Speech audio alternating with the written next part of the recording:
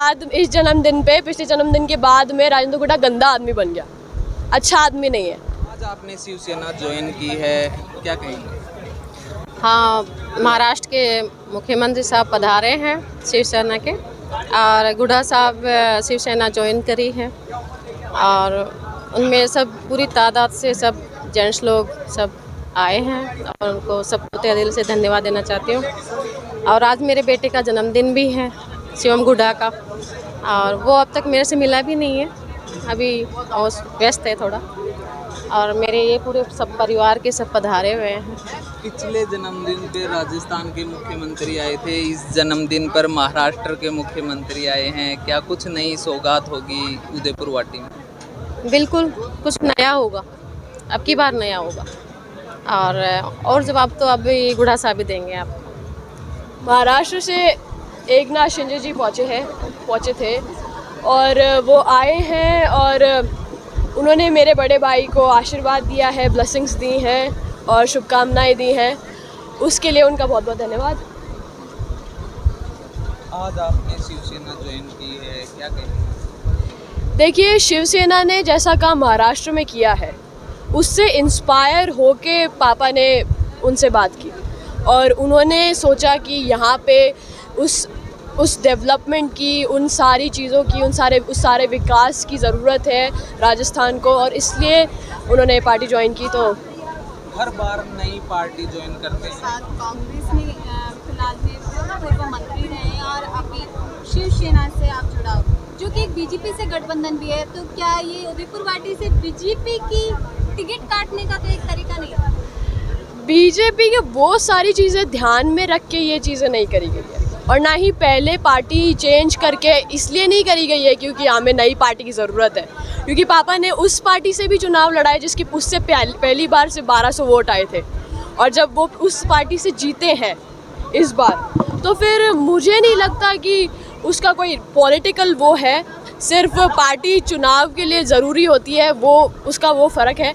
और आगे जो जिस हिसाब से चीज़ें हुई हैं कि ये पार्टी अगर विकास कर सकती है तो वो उनके साथ में है, जनता का जिसके साथ विकास होएगा वो उनके साथ में। आज पार्टी को सिर्फ नाम है, जुड़ाव विकास से ही है। जी, और जो पार्टी के जो शिवसेना ने, जैसा मैंने पहले कहा, जैसा उन्होंने महाराष्ट्र में जितनी उन्नति उन्होंने करी है, जिस हिसाब का उनका डेवलपमेंट चल रहा है और आगे भी वो करेंगे, तो मुझे ऐसा लगता है कि वो सारी चीज़ें ध्यान में रखी गई हैं, और आगे क्योंकि हम वैसा ही सारा जो डेवलपमेंट है, विकास है, सारी चीज़ें हैं, वो सारा हम यहाँ राजस्थान में भी चाहते हैं। मुंबई इकोनॉमिक्स की नगरी है, क्या उदयपुर वाटी में भी उद्योग धंधों की शुरुआत होगी? क्योंकि लंबे समय से यहाँ कोई ऐसा उद्योग नहीं स्थापित हो पाया जिससे क्षेत्रीय लोगों को रोजगार मिले। क्योंकि यहाँ पे पहले शिवसेना नहीं आई थी, इसलिए वो चीज़ें हो नहीं पाई। दावे तो पहले भी कांग्रेस में थे, तब भी किए जाते थे कि विकास, पर शिवसेना ने वो करके दिखाया है। एक पूरे स्टेट में शिवसेना ने, एकनाथ शिंदे जी ने ये सब करके दिखाया है, तो उसके अगर अपन देखें तो उसको अपनी पॉइंट ऑफ व्यू में रख के चले अपन, तो फिर उन्होंने वो काम किया है, उसे बोला है, उसे प्रूव किया है। प्रूव करने के बाद में वो सेम पॉलिसी, सेम स्कीम वो यहाँ पे लाना चाह रहे हैं, तो फिर उसमें थोड़ा बहुत लजिटनेस तो है मेरे हिसाब से। क्यों दूरियां हुई मुख्यमंत्री से? इतनी पहले नज़दीकियां इतनी हुआ करती थी, अब दूरियां इतनी हो गई, क्या? पिछले जन्मदिन तक राजेंद्र गुड्डा अच्छा आदमी था, पिछले जन्मदिन के बाद में राजेंद्र गुड्डा गंदा आदमी बन गया, अच्छा आदमी नहीं है। देखिए, जैसे ही मेरे पापा सचिन पायलट जी के साथ में हुए, वैसे ही वो बुरे बन गए। उससे पहले सब अच्छा था, उससे पहले तो राजेंद्र गुड्डा नहीं होता तो फिर मेरी सरकार नहीं बच पाती।